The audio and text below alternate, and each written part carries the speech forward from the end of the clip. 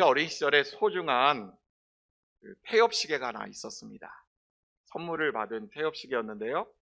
여러분들, 우리 청년들은 아시나요? 태엽시계 기억하세요? 오르골 같은, 열심히 태엽을 돌리면 음악이 나오거나 또 시계가 흘러가는 것이었는데, 그런데 어느 날 시계에서 태엽이 후루룩 풀리는 소리가 나더니 그 자리에서 멈춰버리고 맙니다. 혹시나 하는 마음에, 어린 마음에 열심히 태엽을 다시 감았는데, 감으면 어떻게 될까요? 후루룩 풀리고, 열심히 또 감으면 후루룩 풀려버리고, 또 이제 그게 안 되니까 툭툭 한번 쳐보기도 합니다. 이거 제대로 갈 수 있나? 또 흔들어 보기도 하지요. 그런데 움직일 기미가 보이지 않습니다. 지켜보시던 부모님이 한마디 하시죠. 이거 시계가 고장났다. 이 시계는 이제 다 된 거야. 끝이야. 라고 말씀하십니다. 여러분, 우리에게 있어서 죽음이라는 건 어쩌면 이런 것 아닐까 싶습니다. 내 아무리 힘으로 태엽을 감아보고 세게 흔들어 보더라도 절대 되살릴 수 없는 그것이 바로 죽음, 영원한 끝이 아닐까 생각하게 되는데요. 하지만 우리가 신봉의 울타리 안에 거하는 모든 세대가 한자리에 모여 예배하는 이유가 무엇이냐? 특별히 이날을 기념하고 기뻐하는 이유가 무엇이냐? 바로 그것은 이 죽음의 끝을 새로운 시작으로 바꾸신 주님의 놀라운 사건을 기념하기 위함입니다. 믿으시죠? 이는 고장난 시계에 완전히 풀려버린 태엽을 하나님께서, 첫 조물주 되신 하나님께서 당신의 손으로 다시 감으신 사건이지. 다시 처음 만들어 놓은 시계처럼 다시 감아 놓으신 겁니다. 바로 예수 그리스도의 부활, 이것이 바로 이 생명을 새롭게 시작해 나가는 그러한 은혜의 첫걸음이었다는 것을 우리는 깨닫게 되지요. 이처럼 기독교의 부활은 단순히 죽었던 한 개인이 다시 살아나는 기적, 그것을 넘어서는 것입니다. 죽음이 통치하던 어둠의 질서를 끝내고 생명이 다스리는 새로운 창조의 시간이 도래하였음을 만천하에 선포한 사건이기도 하지요. 저 멀리 숲을 한번 바라볼까요? 지금 창문은 닫혀 있지만 아마 예배 끝나고 난 다음에 눈에 들어오는 사방의 풍경들이 그러할 것입니다. 얼마 전까지만 하더라도 초목들은 얼어붙은 땅 아래에서 죽은 듯 고요했습니다. 하지만 봄의 온기가 대지를 적셔나가고 비가 내리면서 고목들의 딱딱한 껍데기 위를 뚫고 연한 초록색 싹들이 돋기 시작합니다. 멀리 바라보지 않더라도 교회 마당만 하더라도 저곳에 생명이 있었을까라고 느껴지던 잔디밭에 어느 순간 파랗게 바뀌는 것을 우리는 지켜볼 수 있는데요. 그 작은 잎사귀들은 겨울이라고 하는 죽음을 이긴 승리의 선포자들이다. 그 승리를 만천하에 보여주고 있는 증인들이다, 증거들이다라고 말할 수 있습니다. 마찬가지로 예수님의 무덤을 가로막았던 이 돌덩이가 열린 부활의 새벽, 멈춰 있었던 인류의 시계가 다시 뛰기 시작하자. 마치 심장마비로 죽은 것 같았던 인공호흡을 통하여서 새로운 생명이 시작되고 그 심장이 멈췄던 심장이 다시 뛰기 시작할 때에 바울은 그 감격을 이렇게 선포하고 있습니다. 본문 20절 말씀 우리 함께 읽지요. 특별히 우리 젊은 청년 청소년들이 좀 크게 같이 읽었으면 좋겠습니다. 시작. 이제 그리스도께서 죽은 자 가운데서 다시 살아나사 잠자는 자들의 첫 열매가 되셨도다. 아멘. 그러면 여러분, 우리가 주님 부활하신 이 생명의 아침을 맞으면서 우리는 어떤 믿음의 걸음으로 세상을 살아가야 될까요?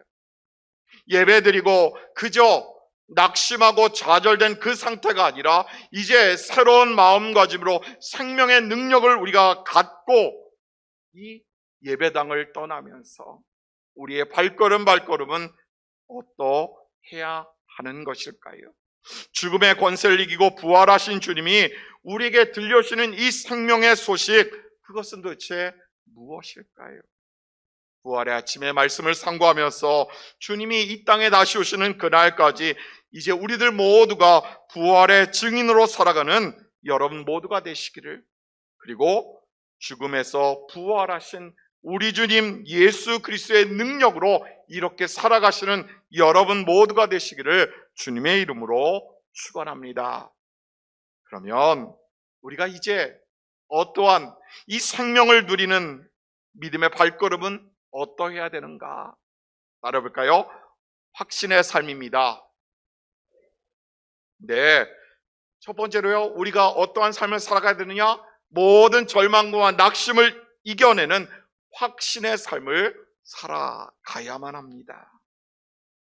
예수님의 부활 사건은 거친 세파에도 흔들리지 않는 영적인 확신을 우리들에게 선물해 줍니다. 우리의 마음 가운데 심어 놓은 것이지요. 바울이 고린도 교회를 향하여 이 편지를 쓸 당시만 하더라도 주님의 부활을 의심하는 이들이 많았습니다. 어떤 이들은 예수님의 시신을 제자들이 감추어 놓았다, 옮겼다라고 이야기하기도 하고, 그 시신을 찾지 못해서 부활하신 것이다 이렇게 거짓말한다라고 말하는 이들도 있었습니다. 하지만 이런 저들을 향하여 바울은 단호하게 선포하지요. 본문 14절 말씀 우리 함께 읽을까요? 그리스도께서 만일 다시 살아나지 못하셨으면 우리가 전파하는 것도 헛것이요 또 너희 믿음도 헛것이며. 아멘.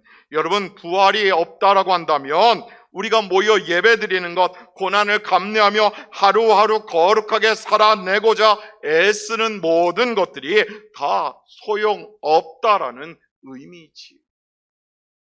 하지만 주님은 죽음의 권세를 깨뜨리고 굳게 막아놓았던 무덤의 문을 박차고 일어나셨습니다. 이 부활의 사건은 오늘 우리 인생의 모든 절망에, 낙심에 마침표를 찍어주시겠다라고 하는, 더는 이러한 일이 없을 것이라고 하는 하나님의 보증서와도 같은 효력이 있습니다. 무슨 의미일까요, 여러분? 조금만 낙심하고 조금만 좌절하는 상황이 벌어질 때에 세상은 우리의 마음속에 이러한 마음을 심어주지요. 너는 이제 끝났어. 너는 실패했으니 회복할 가능성이 없어 라고 우리의 마음에 속삭입니다. 우리의 마음의 태엽을 그냥 완전히 풀어버리려고 하지만 부활의 주님을 믿는 성도는 그 절망의 속삭임에 속아가지 않는다라는 거지. 어찌 그럴 수 있을까요? 부활하신 주님 예수 그리스도가 나의 구세주 되십니다. 나의 아버지 되십니다. 바로 그분이 계시기에 내가 오늘을 살아갈 수 있습니다.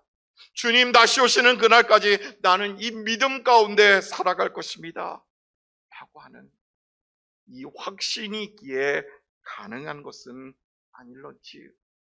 사랑하는 여러분, 오늘 우리의 마음을 짓누르는 무덤의 돌덩이가 있다면 그것은 도대체 무엇이겠습니까?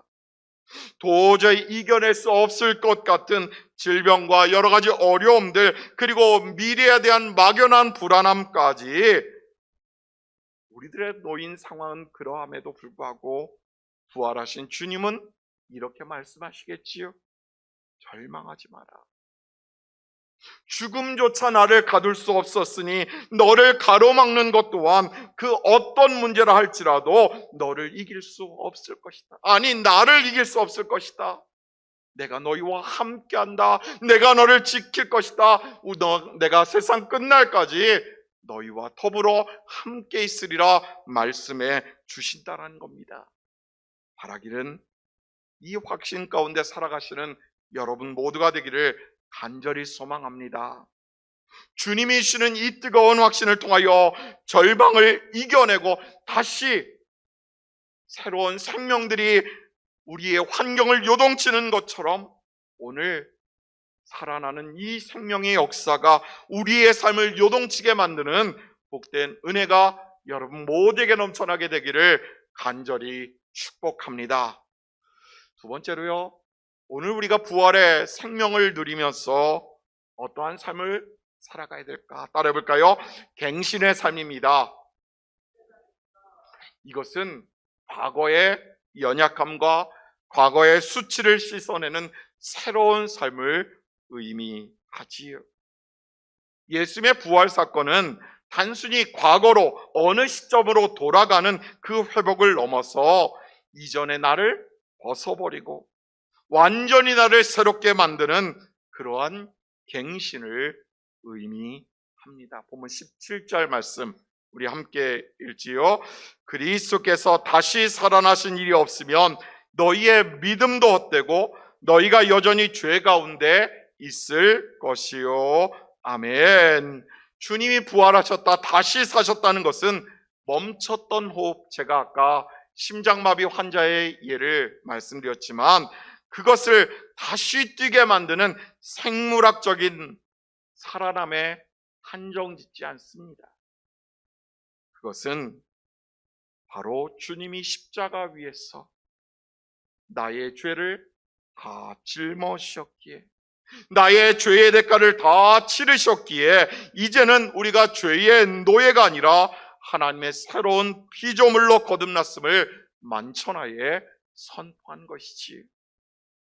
여러분, 우리 좌우편에 계신 분에게 이렇게 한번 고백해 볼까요? 나는 새로운 피조물입니다. 무엇 때문에 여러분들이 새로운 피조물이 되셨습니까?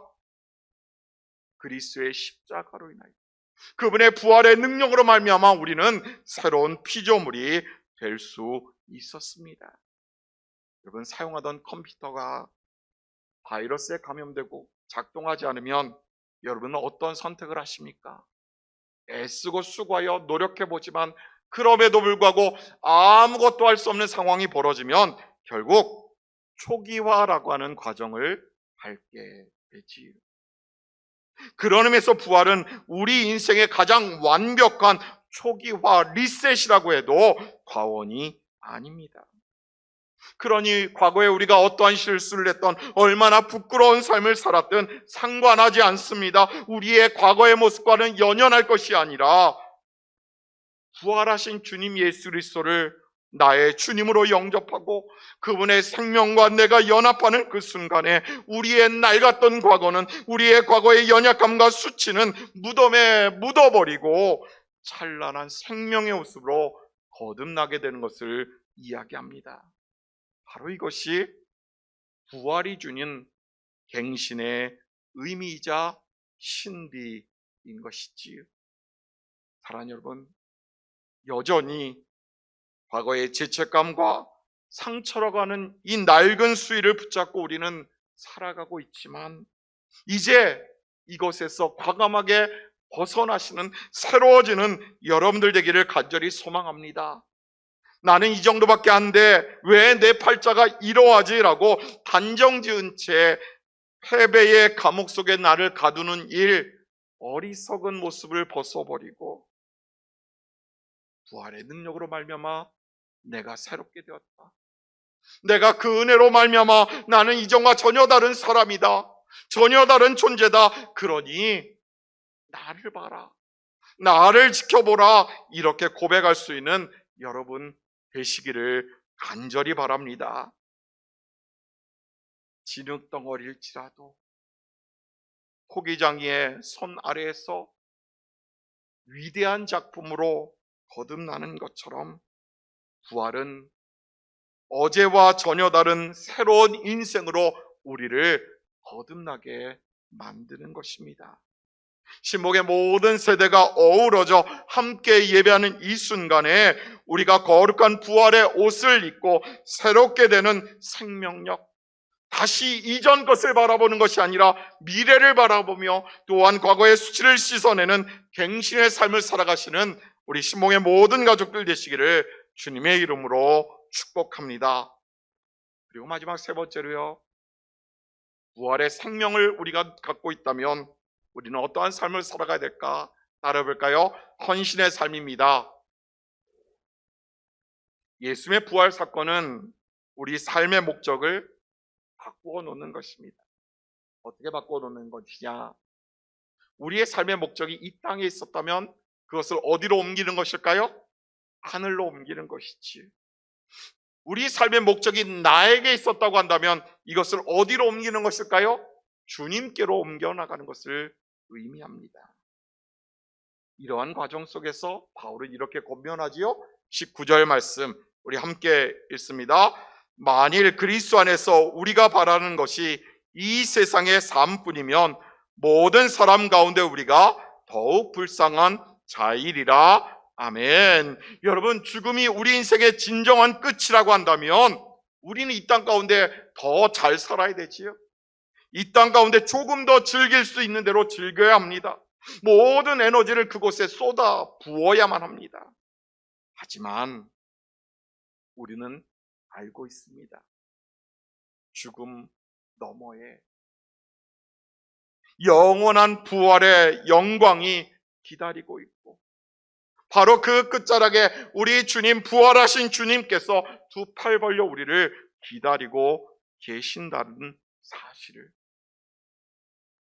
따라서 그리스도의 부활 소망을 가진 우리는 기꺼이 손해를 감수할 수 있습니다. 억울해도 웃을 수 있겠지요. 용서할 수 있을 것입니다. 더 나아가 도리어 그 상대방을 사랑하기까지 우리는 나아갈 수 있습니다. 왜 그렇습니까? 내가 베푼 사랑이 나로부터 시작된 것이 아니라 십자가의 그리스도로부터 시작된 것이고, 그것이 부활의 능력으로 말미암아 내 삶 가운데 열매 맺는 것이기 때문에 그러하겠지요. 내가 흘린 눈물이 어느 순간 하나님 나라 보석으로 빛나게 될 것을 확신할 수 있기에 우리는 그리할 수 있습니다. 여러분, 이것이 바로 부활 증인의 삶이자 진정 헌신하는 이들의 모습이 아닐런지요. 지난 시간 말씀드린 것처럼 에드먼드 힐러리라고 하는 사람이 개척한 그 계단을 따라서, 그 길을 따라서 등반가들이 에베레스트산 정상을 밟았듯 바로 부활의 첫 열매가 되어주신 그 주님을 통하여서, 그 주님을 따라가는 우리들이 이제는 생명을 전하고 생명을 낳는 헌신의 통로로 새로워져야 함을 일깨워주는 것입니다. 바라기는 이러한 평생의 삶을 살아가시는 여러분 모두가 되시기를 간절히 소망합니다. 아프리카의 성자 슈바이처 이야기를 하면서 설교를 마무리 짓도록 하겠습니다. 그는 30살이 되기 전에 당대 최고의 신학자요 음악가로 인정받고 있었습니다. 하지만 어느 날 그가 모든 것을 버려두고 아프리카 밀림으로 떠나려고 하자 친구들이 이야기하지요. 자네처럼 유능한 사람이 왜 그곳으로 가려고 하는가? 거기 가는 순간 자네 인생, 자네의 캐리어, 이것은 끝이야. 이렇게 만류했을 때에 슈바이처가 웃으면서 대답합니다. 내 인생의 태엽은 내가 감는 것이 아니라 부활하신 주님이 감고 계시네. 나는 죽음 너머의 영광을 보았는데 내가 어찌 이 땅에 편안함에 머물러 있겠는가? 이제 나는 그곳에서 부활의 증인으로 살아가려네. 자신을 향한 시선에서 주님을 향한 시선으로 눈을 돌렸더니 실제로 그는 90세에 눈을 감는 때까지 척박한 아프리카 땅에서 원주민들의 상처를 어루만지며 살 수 있었습니다. 세상은 그가 어느 순간 잊혀질 것이라 생각했지만 도리어 전 세계는 그의 헌신을 통하여 살아계신 예수 그리스도를 지켜볼 수 있었습니다. 사랑하는 시목의 가족 여러분, 예수님의 부활은 죄와 죽음에 대한 하나님의 궁극적인 승리 선포입니다. 주님이 부활하셨다, 주님이 살아나셨다, 이것은 죽음을 이기셨다라고 하는 그러한 승리의 선언인 것이지. 우리네 삶의 현장에는 여전히 고난이 잔재하고 있지만 그리스도께서 살아나셨다라고 하는 이 확신 가운데 거한다면, 여러분, 오늘 예배를 끝난 이후로 담대하게 세상으로 나아가시는 여러분들 되기를 간절히 소망합니다. 그리고 여러분들의 얼굴과 언어를 통하여 부활의 기쁨과 감격을 증언하십시오. 고백하십시오. 선포하십시오. 그리할 때에 우리를 다시 살리신 부활의 주님과 더불어 영원한 생명의 길을 완주하는 여러분 모두가 되시기를 간절히 부탁드립니다. 그러한 은혜가 여러분들 평생의 삶 가운데 넘쳐나게 되기를 부활의 첫 열매가 되신 주님 예수 그리스도의 이름으로 간절히 축원합니다.